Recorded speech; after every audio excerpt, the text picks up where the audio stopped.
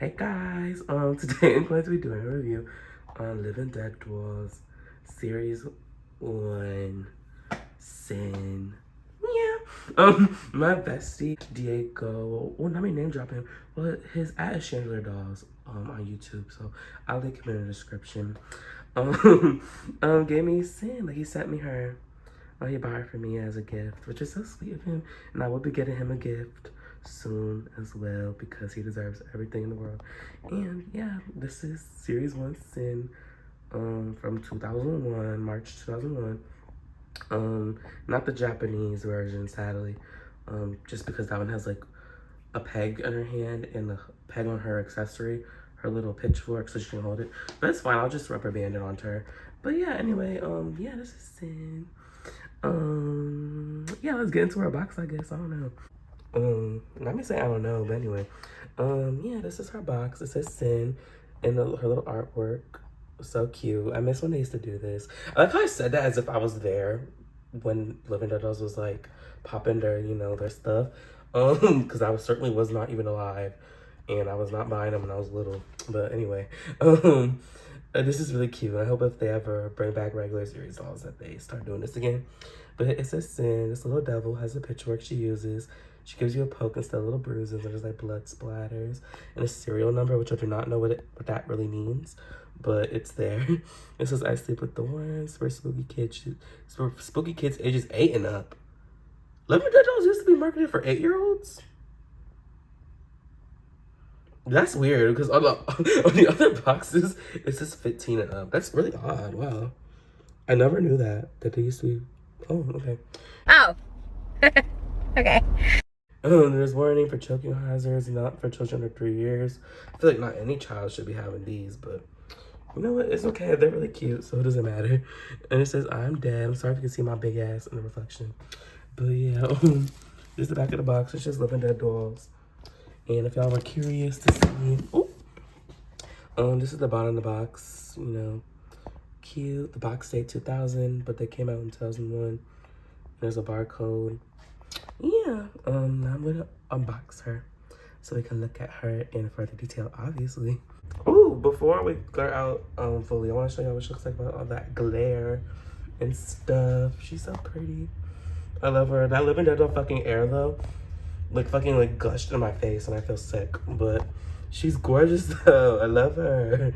Okay, I was like, oh, I'm gonna come out. She's way out the box, and then she's not out the box. Okay.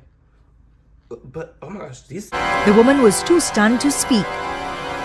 Series 1 dolls, y'all, they're so different than any other Living Dead doll. Like, first of all, this shit's fucking taped. Like, the tissue paper is taped to the box. Why would they do that? It just rips so much more than it typically does. And the back of the box is very different. It says, watch out, we're going to get you for a little blood splatter. Like when you kill somebody, like the blood gets on the wall. I think that usually says, we've passed away, now it's time to play. But this is the OG catchphrase. Kind of like if you know, like the earlier Monster High lines used to say, freaky just got fabulous. And then it started saying, be yourself, but you need to be a monster. Like, that's really cute. I wonder if y'all know when they stopped doing this? I don't know. Was it after Series 1 or Series 2? I'm not sure. This is Living Dead Dolls. That's the same.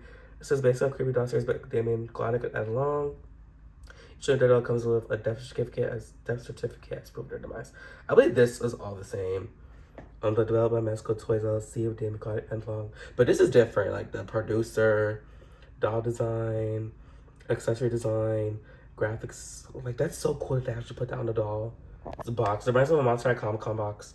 Because they do that on the Comic Con boxes most of the time. Like who designed the doll, who designed the boxes and stuff. That's so cool.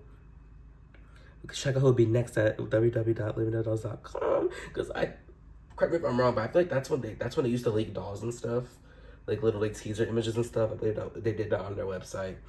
I could be wrong, y'all. I was not there, but from what I've heard, I think that's what happened. I don't know.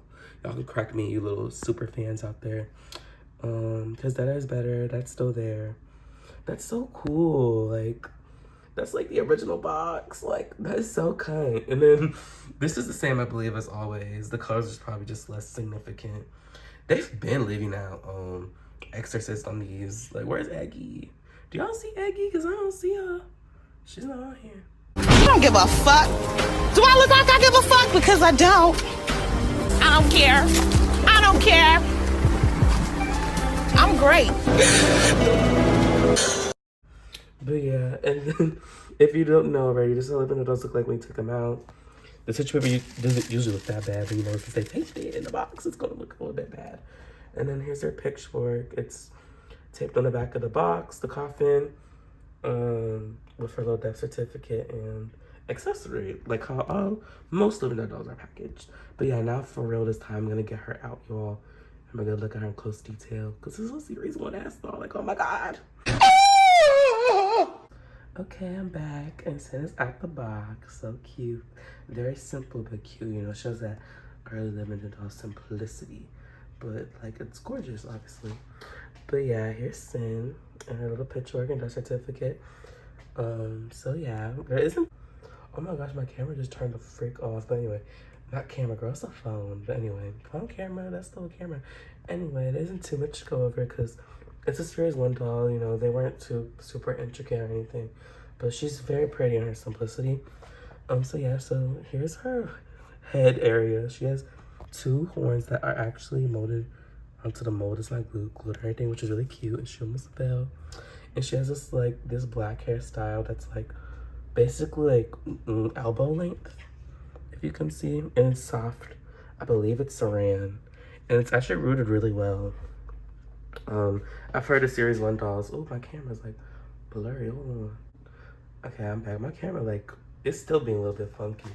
Anyway, I believe this is saran. It's like elbow length, and it's actually really well rooted.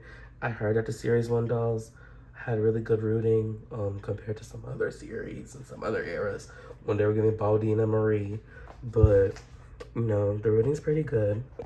I'm like 80% sure it's saran. When I wash it and boil it, then I'll know then.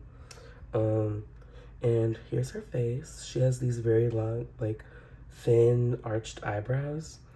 Very cute. And she has these really long eyelashes and kind of like blacked out eye sockets. With red whites in her, like instead of like the whites in her eyes, it's red. And her iris, I guess, is whites. In her, is it called like a retina? Girl, I don't fucking know. Biology or whatever the fuck is like red, and it's really cute. And it's very haunting too. Like it's almost like she's like staring into your soul. And she has some red lipstick with a black lip liner, which is gorgeous and stunning, and very late 90s-esque. And here's her dress. It's just a felt little dress with a little white collar that's just attached. You know, very simple, kind of like homemade DIY looking, but I love it. It's very cute. And here's her white socks or Mary Jane's. You know, the standard Living Dead doll shoe combo, but she was the first to do it, as well as Posey, and I believe Sadie too. And not Aggie though. I don't think Aggie even has shoes. But yeah, they were the first to do that, obviously, because it's series 1. I could be wrong that maybe Sadie and Posey have different shoes, but I do not think they do. I think they all have the Mary Janes. And then she has her red devil tail, which is like, I don't know what material this is, but it doesn't have any wire in it. It just stays, and it's red. And it's actually like just attached to her back. Anyway, so this is how her tail attaches. It's just a hole in her body mold, and then they just glued the tail in with like a notch. So you can't take it out or anything. But that's how they did what they did with her tail. And yeah, that's Sin. Her face is very dirty. I don't know how I got that dirty in the box. You can't really see it much on camera, but she definitely needs a bath, and her hair looks crazy. But I love her. She's so simple but so beautiful. And I really wanted this doll. She's probably my favorite from series 1. If not her, then Posey. Those two are like, and Damien. Those are like my favorites from series 1. But we still love Aggie and Sadie. But honestly, y'all, I think Sadie's my least favorite from series 1. She looks kind of crazy, but we still love you, Sadie. First of all, we love everybody. Anyway, here's her pitchfork. Mine's just kind of like bent out of shape. But yeah, it's made out of a very rubbery and flexible material. And it's supposed to emulate wood in just like metal with like the little 3 parts. It's very nice. I'm just gonna rubber band it to her hand so she can hold it like this. Like, how cute. Sadie and her little pitchfork. I feel like I'm too zoomed in. I probably was. But yeah, she can hold it. So cute. Well, she can't hold it. Oh my god. It got caught in her hair. This video is really chaotic. I'm sorry. I'm talking way too much.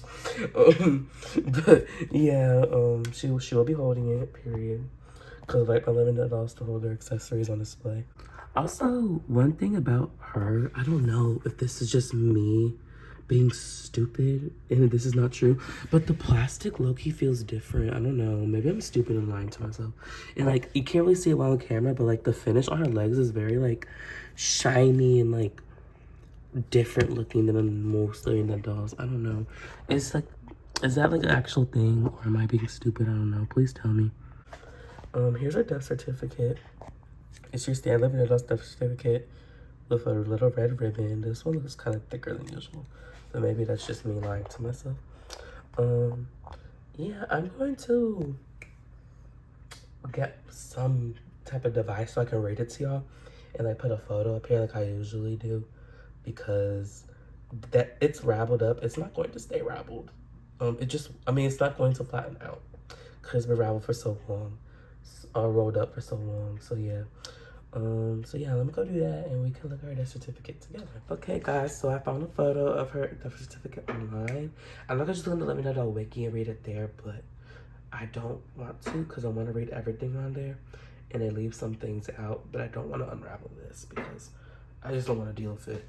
The photo is very blurry though, so I do apologize, but I'll do my best to read it to y'all the best I can. Oh, that's my mama's phone, by the way, so please ignore that fuck ass sound. It says death certificate with a skull and some squiggles, and it says, I hereby certify that on the 6th day of June, 1966, at 3:33 p.m., there has a name, Sin, and it says, has been pronounced legally deceased. And it says, sweet little Sin, consumed by flames at 7, better to forever serve in hell than grow up and play in heaven. And then it says, the morticians are Damien Gonick and Ed Long, and her date of death is June 6, 1966, $11 with a little stamp and a Mezco logo. So yeah, I'm sorry my screen was very shaky. I had to keep going back and forth to the image and to the wiki because it was hard to read. But yeah. Alright everybody, that was my review on Living Dead Dolls Series 1, Sin Doll. I'm sorry, this review was kind of like crazy, like kind of everywhere and very disorderly, like a lot of my videos are. But I don't know, I really liked her. But yeah, I love her so much, and thank you guys for watching. Bye. Ooh, it won't let me zoom in more. Bye.